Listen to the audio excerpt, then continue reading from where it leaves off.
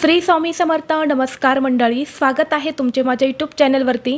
आजचा दिवस तुम्हाला खूप छान सुखाचा आनंदाचा जाऊ हीच मी स्वामींच्या चरणी प्रार्थना करते आणि आज या नवीन व्हिडिओला सुरुवात करते. उद्या 19 मार्च वार गुरुवार आणि या दिवशी आलेला आहे गुढीपाडवा. गुढीपाडवा हा आपल्या हिंदू धर्मातील अतिशय महत्त्वाचा आणि पवित्र दिवस मानला जातो. या गुढीपाडव्यापासूनच हिंदू नववर्षाला सुरुवात होते आणि हा वर्षातील पहिलाच दिवस आहे. दरवर्षी गुढीपाडवा हा चैत्र शुक्ल प्रतिपदेला साजरा केला जातो आणि या प्रतिपदेपासूनच चैत्र नवरात्रीला सुरुवात होते.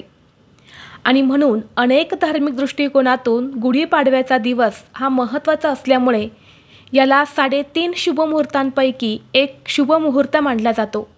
त्यामुळे या दिवशी सोने चांदी खरेदी केली जाते. तसेच नवीन गोष्टींची सुरुवात देखील याच दिवशी केली जाते. आपल्याला घरामध्ये काही वस्तूंची खरेदी करायची असेल तर गुढीपाडव्याचा दिवस हा खूप शुभ मानला जातो. ब्रह्मदेवाने सृष्टी निर्माण केली तो हाच पवित्र दिवस. ब्रह्मदेवाने विश्वनिर्मिती केली ती पाडव्याच्या दिवशीच आणि तिथून पुढेच सत्ययुगाची सुरुवात झाली. आणि म्हणून नूतन वर्षारंभ म्हणून चैत्र शुक्ल प्रतिपदा म्हणजेच गुढीपाडवा हा सण साजरा केला जातो. या विश्वातील तेज तत्व आणि प्रजापती लहरी या खूप मोठ्या प्रमाणात उत्सर्जित होतात आणि त्या गुढीच्या माध्यमातून आपण अधिकाधिक प्राप्त करून घेण्याचा प्रयत्न करतो. गुढीपाडव्याचा सण हा गुढी उभारून साजरा केला जातो. धार्मिक दृष्टीने हा दिवस अतिशय महत्त्वाचा असल्यामुळे या दिवशी काही प्रभावी उपाय आणि सेवासुद्धा केल्या जातात. आज व्हिडिओमध्ये मी तुम्हाला एक अतिशय प्रभावी असा उपाय सांगणार आहे. उद्या गुरुवार गुढीपाडव्याच्या दिवशी तुम्ही काहीच नाही केले तरीही चालेल, पण अन्नपूर्णा देवीला अर्पण करा ही एक वस्तू.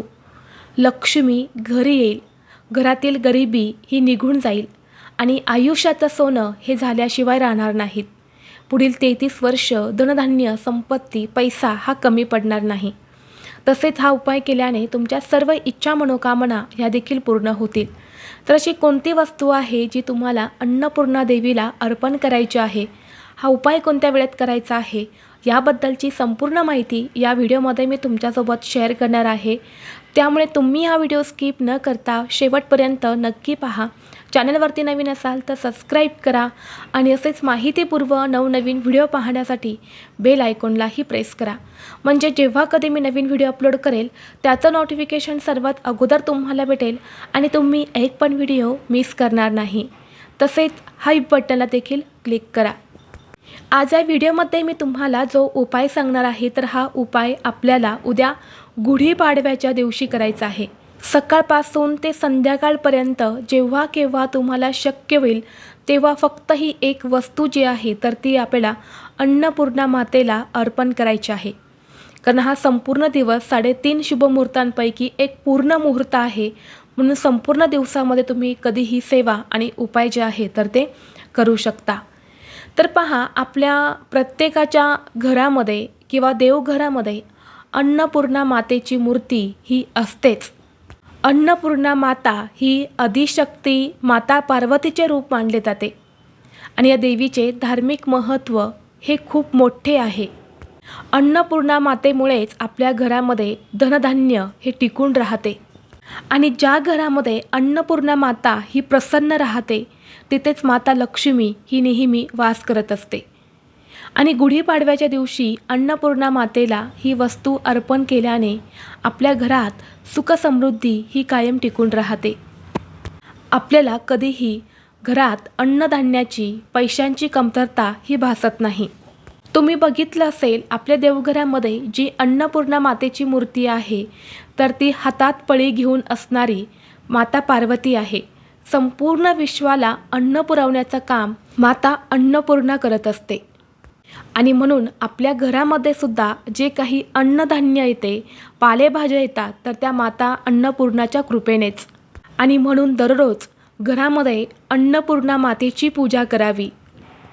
जर तुमच्या घरामध्ये जास्त अन्नधान्य वाया जात असेल किंवा खाल्लेल्या अन्नातून कायम बाधा होत असेल तर नक्कीच तुमच्या घरामध्ये अन्नपूर्णा माता ही नाराज आहे आणि म्हणून विशेष तिथीवरती तुम्ही काही उपाय जे आहे तर ते आवर्जून करावे.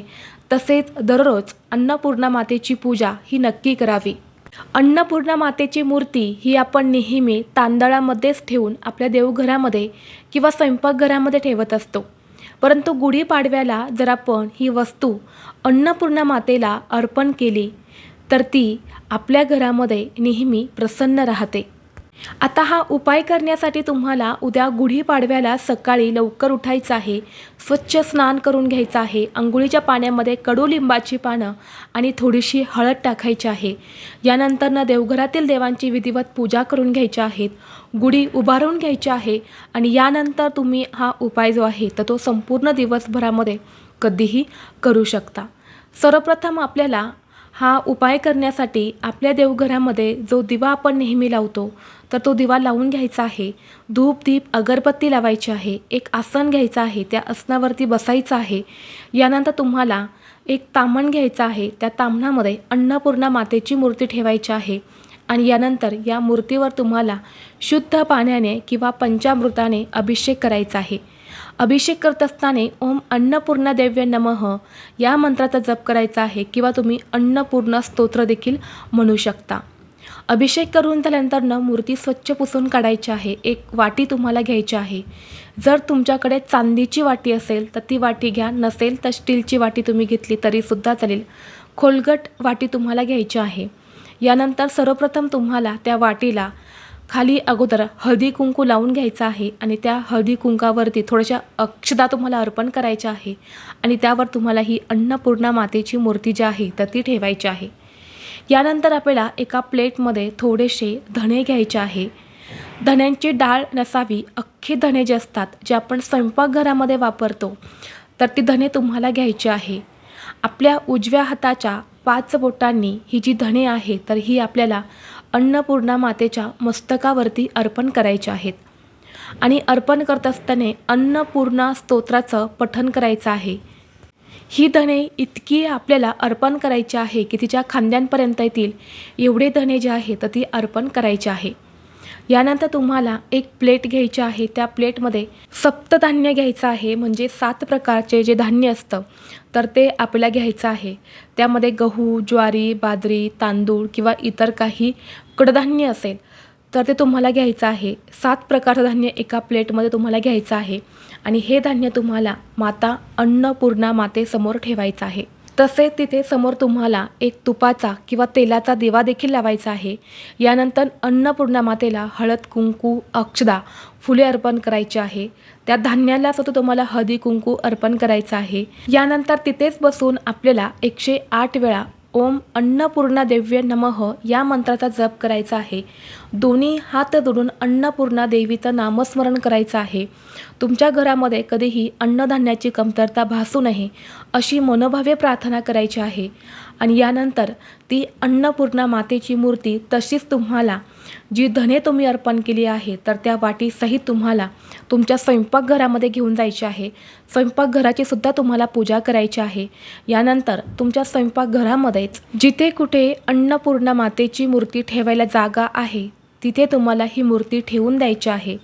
फक्त ठेवताना इतर कोणाला दिसणार नाही याची तुम्हाला काळजी घ्यायची आहे. म्हणजे बाहेरच्या व्यक्तीला कोणाला दिसणार नाही अशा पद्धतीने स्वयंपाकघरामध्ये ठेवायचे आहे.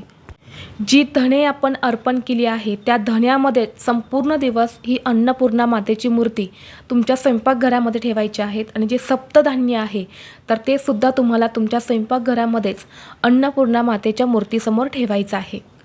या गुढीपाडव्याच्या दिवशी सोन्या चांदीपेक्षाही मौल्यवान जी वस्तू असते ती म्हणजे धणे. धणे हे सोन्याप्रमाणेच अतिशय शुभ मानले जातात आणि म्हणून आपण धनत्रयोदशीच्या दिवशी धणे खरेदी करत असतो जे सोन्यापेक्षाही मौल्यवान आहे. आणि म्हणून या गुढीपाडव्याच्या दिवशी आपल्या घरामध्ये धणे खरेदी करून आणायचे आहेत आणि ते तुम्हाला या पद्धतीने अन्नपूर्णा मातेला अर्पण करायचे आहेत. कारण धणे हे माता लक्ष्मी समान मानले जातात आणि या दिवशी ही धणे अर्पण केल्याने अन्नपूर्णा माता ही आपल्या घरावर प्रसन्न राहते. आता ही धणे आपण अर्पण केलेली आहे तर ती दुसऱ्या दिवशी काढून घ्यायची आहे. यानंतर त्यातील काही धणे हे तुम्हाला तुमच्या स्वयंपाकघरामध्ये वापरायचे आहेत आणि त्यातले थोडेसे धणे हे एका लाल रंगाच्या कपड्यामध्ये बांधून तुम्हाला पैशांच्या तिजोरीमध्ये ठेवायचे आहेत. हे सप्तधान्य जे असणार आहे तर ते तुम्हाला पक्ष्यांना खाऊ घालायचे आहेत आणि पुन्हा अन्नपूर्णा माता ही आपल्याला नेहमी आपण तांदळामध्ये ठेवतो त्या पद्धतीने नवीन तांदूळ टाकून त्यामध्ये तुम्हाला ही अन्नपूर्णा मातेची मूर्ती ठेवून तुमच्या देवघरामध्ये ठेवून द्यायची आहे. तर अशा पद्धतीने तुम्हाला हा एक उपाय जो आहे तर तो उद्या गुढीपाडव्याला आवर्जून करायचा आहे.